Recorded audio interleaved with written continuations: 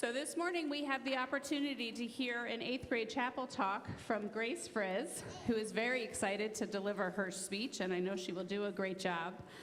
Grace joined Montgomery in 5th grade, and ever since she joined the campus, she has been such a bright light. She is very kind, very sweet to her friends, takes the time to say hello. She greets me, "Hello, Mrs. Kydell." Not a quick hello in passing. She has a really good positive attitude and a good sense of humor. I know she started dancing when she was 3 years old, and she continues to dance to this day, so she shows a lot of perseverance and dedication. She's meticulous and deliberate in her schoolwork and tries really hard. She has the lead role in the musical last year. She played Red Riding Hood last year in the musical, and I know she's participated in SALT. So I don't know how she fits it all in. But let's welcome Grace Frizz to the stage this morning.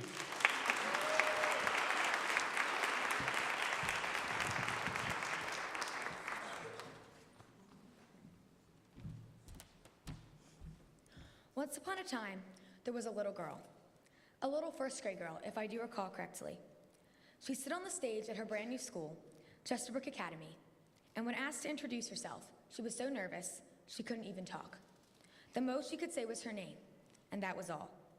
That little girl was me. Thank you, Mrs. Kydell, for that warm introduction, and good morning, teachers, students, faculty, and parents.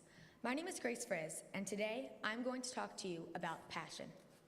Now, you can't fool me. I know what you're thinking. Grace, we already know what passion is, and besides, other people have already done this chapel, or at least similar chapels before. Well, that may be true, but trust me when I tell you that my version is very different. I've put my own spin on the topic, and I've included entertaining personal stories inside. But more importantly, I'm here to show you what passion feels like. That way, when you discover it for yourself, you will never have to make the big mistake of letting that feeling go. But before we go any further, I would like to tell you a little bit more about myself, because I feel that when the audience knows the personality and backstory of the speaker, they can better connect with the speaker's message. Therefore, here are 5 things that you may or may not know about me, starting off with some more fun, silly things, and slowly fading into some more serious things. Number 1, my favorite color is pink. Number 2, my favorite food is potatoes. Number 3, I love the Lord and I put him first in everything that I do. Number 4, when I put my mind to something, I cannot be stopped, no matter what the circumstance. And finally, number 5, and I know this might sound crazy, but I am actually more comfortable on the stage than when I am not. So now that you know a little bit more about me, let's get started. About 6 years ago, I was dancing for an organization called Dancing for Life that raised money for kids with cancer. My friend had leukemia at the time, and I really wanted to help other kids like her suffering from pediatric cancers. I was on the stage with about 10 other girls when a reporter had come to the show to get some pictures for the newspaper. After my number, he came to the stage, pointed to me, and said, "You, come here." And I said, "Me?" And he said, "Yeah, you." So I came to the front of the stage, and he interviewed me in front of the entire audience and put it in an article for the newspaper. A few days later, a picture of me dancing appeared on the front page of the newspaper. But guess what? He could have picked any of the dancers on that stage to ask. So why me? Was it because I had the best technique? No, my technique was very good, but not the best. Was it because I was front and center? No, I was actually in the back. He picked me because he could see that I was passionate about what I was doing. Now you might be thinking, wait a minute, hold up, Grace. What is passion? I thought you were going to explain what it is. Don't worry, I will. But first, I want you to watch this video, narrated by both Steve Harvey and Steve Jobs, and one of the best and most famous ballerinas of all time, and the first African-American prima ballerina, Misty Copeland, to find out. After the video, I guarantee you'll have a better understanding of what passion is. Any of those times could have been the last time I danced, had my bone completely snapped. Did anybody know you were hurt? No, definitely not. Why did you do it? I was 29 years old, and I was really given the biggest role of my career at that point. And I felt, had I not done this performance and proven myself that I was capable and mature enough to become this character, that I wouldn't be given the opportunity again. See, you hate waking up because you're waking up and you don't know the reason. You're waking up and you don't have no design in mind. Once you live in your purpose, when you discover your gift, you can't wait to wake up. You have to remember why you do it, and if you don't love it, you won't survive, because it is hard work. People say you have to have a lot of passion for what you're doing. And the reason is because it's so hard that if you don't, any rational person would give up. I found an empty space where I could just put on music and move. You've got to find what you love. What burns in your heart is important for you to pay attention to because it never goes away. Since college is a period of discovery, what I suggest to all college students is you spend a lot of time discovering your gift. If you wake up pursuing your math, you're gonna have a rough life. That's why people wake up in a rut. Their life has no purpose, no meaning. They're not morning people. I'm just not a morning person. You're not a morning person because you're not living in your purpose.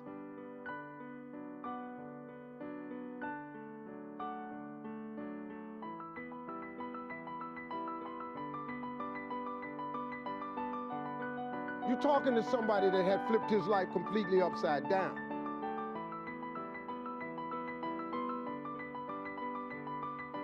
Pay very close attention to the thing that makes you happy.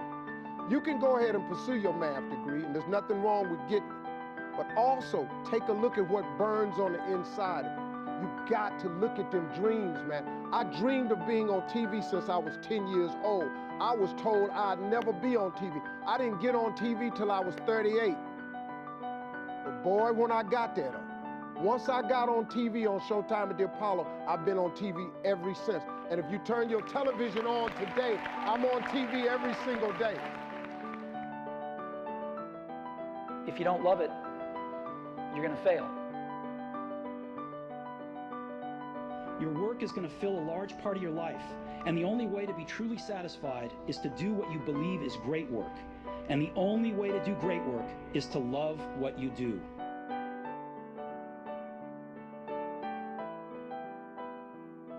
Pay very close attention to the thing that makes you happy. Take a look at what burns on the inside of you. You got to look at them dreams, man. I didn't get on TV till I was 38. Boy, when I got there, once I got on TV on Showtime at the Apollo, I've been on TV ever since. Do not ignore the thing that burns in you. What burns in your heart is important for you to pay.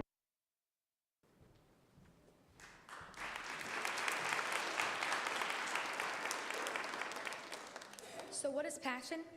It is what you love to do. It is what burns inside you. It is what you can't live without. My passion is the performing arts, acting, singing, and dancing. And even though I'm only 13 years old, I've been in so many dance recitals and theater productions. It is ridiculous. Some of my favorites include having been Annie in Annie, a rabbit in The Lion, the Witch, and the Wardrobe, Little Red Riding Hood from Into the Woods, the Enchantress and a Dancing Fork in Beauty and the Beast, a narrator in Godspell, and this year, I am Rose Alvarez in Bye Bye Birdie. And remember, those are only my favorites. But I wasn't always so confident on a stage. As I said in the beginning of my chapel, there was a point in my life where I could not even talk on a stage. But that was before I found theater. Theater has given me a voice, literally and figuratively, that nothing else in this world has been able to give me. If you had never met me before, and you would come to see me in a show, you would think that I am confident off the stage, just like I am on the stage, right? Well, that's not actually true. If you know me really well, personally, you know that I'm only confident around the people that I'm confident with. When I am with someone I am not comfortable with, I go blank. Nothing happens. So my passion not only brings me to an environment where I can feel confident, but it also brings me close to people with similar passions. Basically, it brings me confidence and friendships. It's a double win-win. When I get on the stage, it feels like my entire body is lighting up from the inside out. It gives me an indescribable feeling that is impossible to feel unless you have a passion.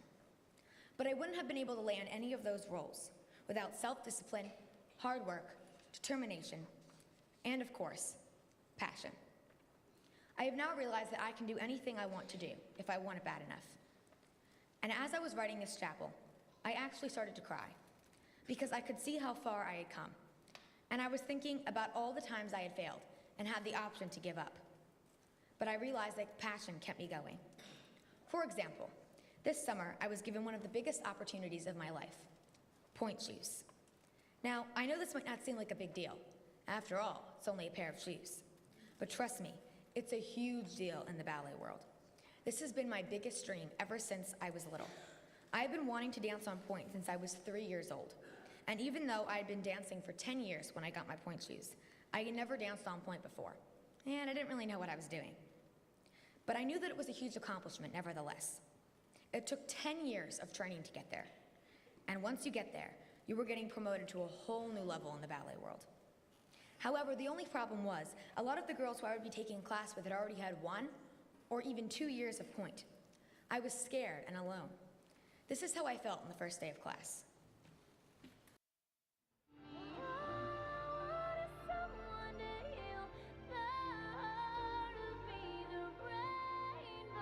Hi. Hello. Okay. Super. I'm Felicie. Felicie. No. Sorry. I'm friendly, ever so friendly. And my name is Camille. Okay, I'm Nora, but everyone calls me Nora. That's the name that goes with my face. Hey, you should warm up. Warm up. Oh my, that is crazy. I'm guessing you're new, my darling. You can tell that because...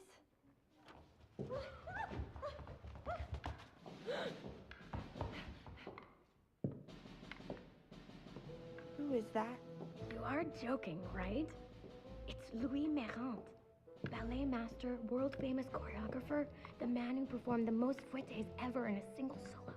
Foo what? Turns, really difficult turns. 187 in total, and right after, he vomited. Silence, mademoiselle. First position. Second. What? Third. Fourth. And rest in fifth.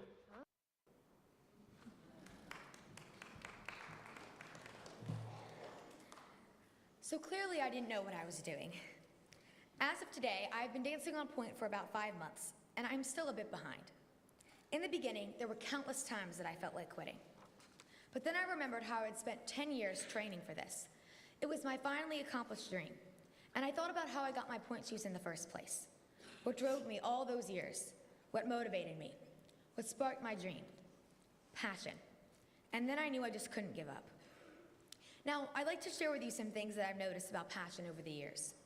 The first thing is that you can tell if you ever watch a dancer, athlete, Broadway star, pop star, movie star, Olympian, etc. If they are just doing it for fun or because they are passionate about what they are doing. Some people just do things for fun, and there is nothing wrong with that. But you have to be able to tell the difference between fun and passion. And passion shouldn't always be fun. It should be irrational. It should keep you up at night, memorizing lines, dance moves, stretching, practicing your aim. It should be the kind of thing where your parents say, time for bed, and you say, 1 more minute. You should never want to stop. You should walk out of the room you were practicing in and want so badly to turn around and go back. At least that's how I feel at the end of musical practice and dance class. Lots of people talk about success, how to be successful, and how to get there. But I know the key to success, passion, I promise. So please, if you haven't found your passion yet, that's okay, keep looking. Some people discover it when they are very young, like I did. But for others, it takes until their 40s or even 50s or later. But don't give up on finding it, because it is impossible to feel completely fulfilled in life without it. One key way to tell if you have found your passion is that at the end of the day, if you haven't done it, you will feel incomplete. If I have not performed at some point over the course of my day, I feel incomplete. So now as my time with you today comes to a close, I'm going to give you the best advice you might receive for a while. Let your passion guide you. You always hear sayings that go like this: don't give up, and follow your heart. But let me let you in on a little secret. Giving up is 20 times harder when you're passionate about the thing that you're not supposed to give up. And following your heart is 20 times easier when you're passionate about the dream that you are trying to follow. So now I would like to leave you with a quote by Taylor Swift, a singer and songwriter I have admired and looked up to my entire life. Everybody has that point in their life when they hit a crossroad. They've had a bunch of bad days, and there's different ways that you can deal with it. And the way I dealt with it was I just turned completely to music. And that is why you need passion, to get through the good times and bad, to ignite what burns in your heart, and to love your life. Lastly, here is my all-time favorite clip from the movie Leap. We don't have time for this. We're talking about your future now. You have only one opponent, Camille. I've seen her. I know her. Her technique is perfect, and she is stronger than she looks. She is precise, she is sharp, and losing is not a word in her vocabulary. Up, down, up, down, up, down, again, up, down, up. I'm tired. Tired is for losers. Again, I am going to get that part. If you try to take her down on her turf, you will fail. Your diet suffers from eating very little food. Your muscles are like marshmallows. In short, on paper, you're going to get humiliated. Great pep talk. So how do I get that part? You get the part because you have something she can only dream of. Passion.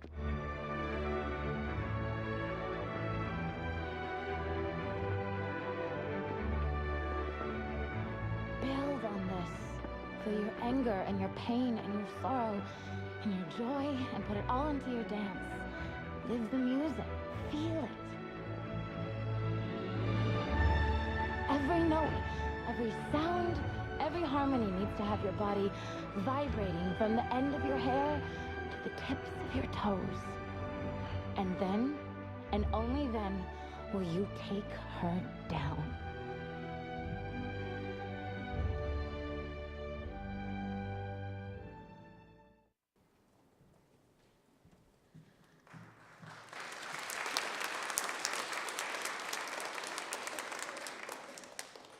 So go out there, find your passion, let it ignite what burns in your heart.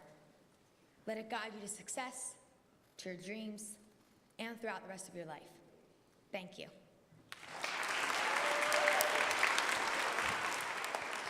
Hey, so Grace is going to lead you guys this morning, singing Blood, Sweat, and Tears from Leap. And she's going to sing the first part of it, all right? And if you guys pick up on the choruses at the end, try it out, all right? Please stand and sing with us. Ready? Yes.